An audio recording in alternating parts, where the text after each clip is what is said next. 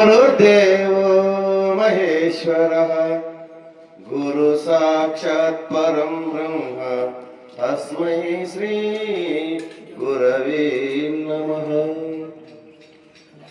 श्रीराजयोगी गुरुर्शिष्यं निजानंद दीक्षितं गुरुशनरसिंह योगी नामांकितं सद्गुरो ते नमो नमः। వేదిక పైన ఆశీన నటి మద్గురువర్యులు శ్రీ శ్రీ నిజానంద గురు నరసింహరాజయోగి పాదపద్మములకు శిరసాష్టాంగ నమస్కారం అర్పిస్తూ మాతృమూర్తి మీనాక్షమ్మ మాతాకు వారి పాదపద్మములకు ద్వాదశి వందనములు అర్పిస్తూ మా అగ్రచులు మా గురుమూర్తి సంతతి అయినటువంటి సూర్యసయ్య గారి పాదపద్మములకు దాసానంద తిమ్మప్ప స్వామి పాదపద్మములకు నా తోటి గురు బంధువులందరూ కూడా నా యొక్క ద్వాదశి నమస్కారం అర్పిస్తూ సభ ముందు ఆశినటువంటి సోదరమణులకు కూడా నా యొక్క వందనము తెలుపుతూ నాకు ఇచ్చిన అవకాశాన్ని పెద్దల ముందు వహిస్తాను. ఇంతవరకు మా సోదరులు పరిపూర్ణము ఎరుక మరియు ఏ పద్ధతిలో ఈ బోధ తెలుసుకోవాలా ఆచరణ గురించి చెప్పి ఉన్నారు.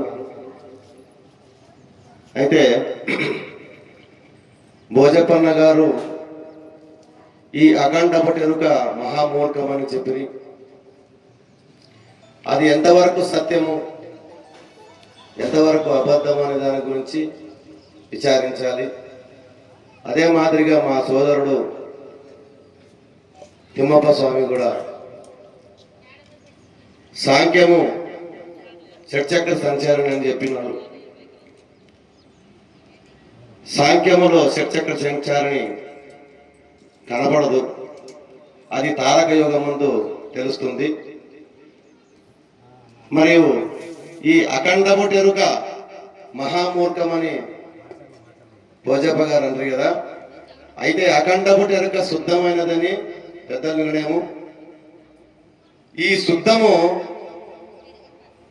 ఒక ఉపమానం. ఈ శుద్ధమైన ఎరుక ఎట్లా తెలుసుకోవాలంటే మన ముందర ఒక అద్దం పెట్టుకున్నాం, అది నీటిగా అంటే తెల్లగానే కనిపిస్తుంది, కానీ మన ముఖం మాత్రం దాంట్లో కనిపిస్తూ ఉంది. అంటే మనం చూసుకుంటే అది మలినం అవుతుంది, లేకుంటే శుద్ధం అవుతుంది. ఇది ఎంతవరకు మనం శుద్ధమని మనము తెలుసుకో దాన్ని చూసుకోకుండా ఉన్నప్పుడు మాత్రమే అది శుద్ధమై ఉంది, లేకుంటే అది మహామూర్ఖమే. ఎందుకంటే నిన్ను నీవు ఎప్పుడు గుర్తిరుగుతావో ఆ రోజే అది శుద్ధమై ఉన్నది. నిన్ను నీవు గుర్తిరిగినంత వరకు అది శుద్ధం కాదు, మలినమై ఉంది. ఎందుకంటే ఎనుక ఒక పూత దానికి అంటుకొని ఉంది, అది శుద్ధము కాదు. ఆ పూత తెర ఎప్పుడైతే నువ్వు ఆ తెర నుండి వైదొరుగుతావో అప్పుడే అది శుద్ధమై ఉంటుంది, అప్పుడే అది అఖండపటి ఎరుక అని చెప్పి పెద్దలు. మరి ఇప్పుడు మనమందరూ కూడా గురు అనేది అచల బోధామృతం అని పెద్దలు చెప్తారు. అసలు అచలం అంటే కదలనిది అని పెద్దల నుండి. మరి ఈ కదలని దాంట్లో ఇంతవరకు ఇంత మాట్లాడుకున్నాము కదా, ఏ దానిచే కదులుతున్నాం మనము? ఎవరు కదిలిస్తున్నారు? ఎక్కడి నుండి కదులుతుంది? అందరు చెప్తున్నాం కదలనిది కదలనిది కదలనిది అని. పెద్దలండ్రి చూపు కందదు, వాక్కు కందదు, మనసు కందదు, అగోచరం అని. మరి అగోచరం అనేటువంటి ఆ పరమాత్మ గురించి మనం ఈరోజు మాట్లాడుకుంటున్నాం. అంటే ఏ పద్ధతిలో దాన్ని మనం గుర్తించినాము, ఏ పద్ధతిలో గుర్తించుకొని ఈరోజు మాట్లాడుకుంటున్నాము అని అంటే భగవద్గీత కందార్థం ఒకటి చెప్తారు. అంటే కందార్థం నేను పెద్దగా చదువుకోలేదయ్యా. మోదమున పొద్దువాక వరగురు శిష్యులు ఇద్దరు వాదోపవాద ప్రతివాదం అని చెప్పి ఒక కందార్థం ఉంది, నాకు రాదది. అయితే అనుభవం తెలుసుకున్నాం. అటువంటి ఈ మోదమున అంటే మనం ఈ జన్మకు రాకముందు ఏదో జన్మములు ఉన్నాము, ఈ జన్మకు వచ్చినాము, మన పూర్వజన్మ సుకృతం వలన ఈ జన్మమునందు ఈ గురువు గారి చరణం పట్టి ఈ స్థితిని కనుగొన్నాము. కాబట్టి వాది ప్రతివాది ఇద్దరు చేరి వాదోపవాదం నుండి బయటపడినటువంటిది ఈ బోధ. ఈ బోధ నుండి మనము నేర్చుకోవాల్సినవి ఎన్నో ఉన్నాయి. ఇంకా మనమందరం కూడా సాధకులమే. ఇంకా మనకు ఆ స్థితి రాలేదని నేను గంటబద్ధంగా చెప్తా. ఈ పరిపూర్ణ స్థితి ఎవరికి అంటే మౌనంగా ఉన్నటువంటి వానికే పరిపూర్ణ స్థితి అని చెప్పి పెద్దలు.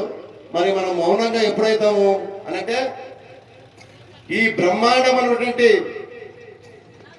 బ్రహ్మాండ పంచీకరణలో ఈశ్వరాండము పిండాండము ఇవి రెండు కూడా జీవాత్మ పరమాత్మ ఇవి రెండు ఒకటే.